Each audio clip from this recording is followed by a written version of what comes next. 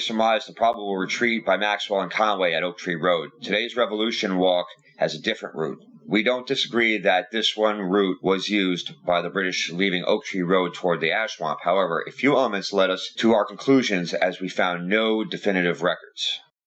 As always, if we discover accounts that prove or disprove any of our conclusions, we will add them to the description and eventually do a remake video. The Truth About Colonial Linden extra content is an ongoing project and always appreciates any illumination. History is ours, and together we can get it right. We believe, after Captain Dark's contingent of Morgan's Rifles abandoned Strawberry Hill to link with Conway and Maxwell at Oak Tree Road, they would have took the most direct route. They were aware of British numbers and would have assumed a two-column advance. If they had fled the way today's battle route suggests, they would have been caught between two columns, and it would have taken near an hour to get to the starting point of the Revolutionary Walk. This is not feasible.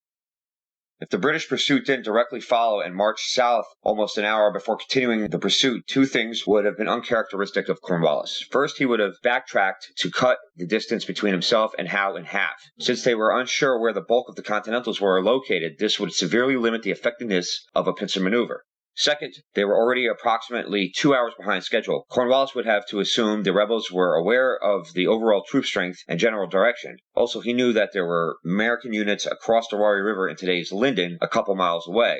If he took the suggested south route, he would have exposed himself and the rear guard to a direct attack by those units flanking the entire force, which would have bottlenecked behind. This move by the Brits would allow the Continentals to wheel a substantial force around this point, potentially cutting off the King's men from Perth Amboy.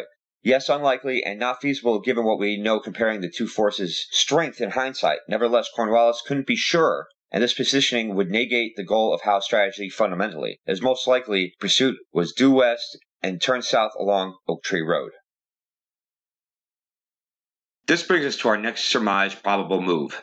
After the skirmish at the junction of Oak Tree Road and Plainfield Road, it's entirely possible that the line was set on the ridge parallel to Oak Tree Road and that the New Dover Road Bridge was where the units fought and blocked the advance for almost an hour. This would have made the wholesale escape with 3 cannons probable and neutralized the overpowering numbers for the period of time. However, that conflicts with one record about where the line was placed. The Middlesex County Historical Walk route still could have occurred, but a couple issues kept bothering us about it unfolding this way.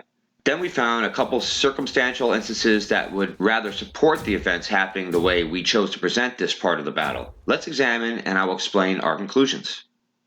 The route that Cornwallis tactically would have taken was more direct, leaving Strawberry Hill, eventually moving along Oak Tree Road, are supported in other maps we have used in our production. As always, when we're faced with conflicting info, we break down the entirety of the records to form our conclusions, and these other maps concur with the logic of our assumptions. With this, the British Northern Column would have confronted the Patriot line in between two creeks, one on Plainfield Road and the other on New Dover Road. Despite the rise from Oak Tree Road towards New Dover Road, the sheer numbers of British would have been able to flank Maxwell with ease, prompting us to conclude that Maxwell would have dismantled the bridge to slow such a maneuver, leaving the Plainfield Bridge the only escape route, then burning it after they crossed. Knowing the distance Maxwell and Conway were able to put between themselves and Cornwallis while retreating to the ash swamp, we are confident that these bridges must have been destroyed in the fallback. The issue with this is that it would cause the retreating Continentals to loop around a hill, adding 3/4 of a mile to their march. Yet this would still allow for the buffer the Continentals put between themselves and the British, as well as fit within the time frame. We took this leap definitively as it is supported logically by actions of Howe's Southern Column. Howe's turn. The Southern Column began to close the pincer move within an hour of the action at Oak Tree Road, in today's Edison. The British strategy went into effect with the whole 16,000-man force converging on the ash swamp and Stirling. They rightly believed that the main Continental Army was between his two 8,000-men strong forces. How does this support our educated conjecture about the American withdrawal in Edison?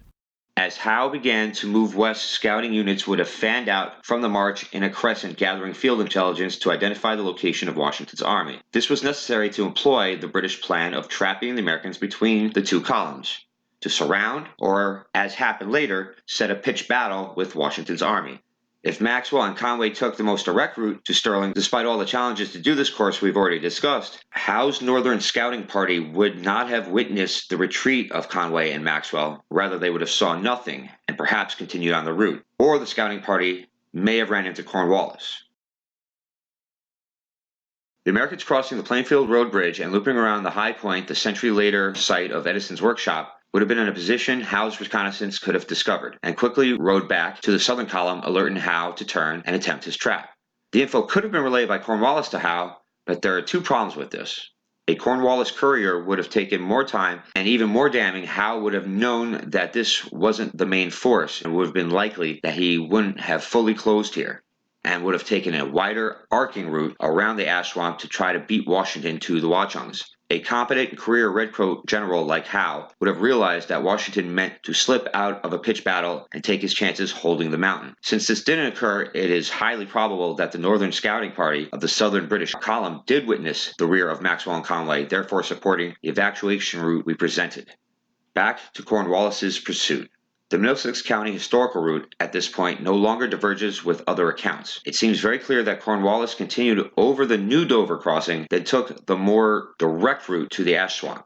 First, he would have stayed north of the Patriots in pursuit to keep the integrity of Howe's pincer strategy. Second, he was transporting plenty of artillery and would have had to use major roads to cross the creek. Not being very deep, this would only slow him for a bit. Moving up the hill above Oak Tree Road to maintain the pincer would have taken much more time. Cornwallis's messengers would have reached the other force soon after Howe began to close the pincer maneuver, but it would have been too late to try to round the delaying force, so Howe decided pushing the whole of his army over the paltry American resistance by Short Hill's Tavern, then racing with vigor. It may have been possible to cut off Washington's army at the foothills of the Watchung Mountains.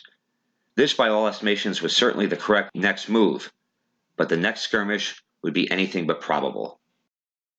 We will discuss how we concluded the events of Short Hills Part 2, the Ash Swamp, in our next episode of Figuring the Battle of Short Hills.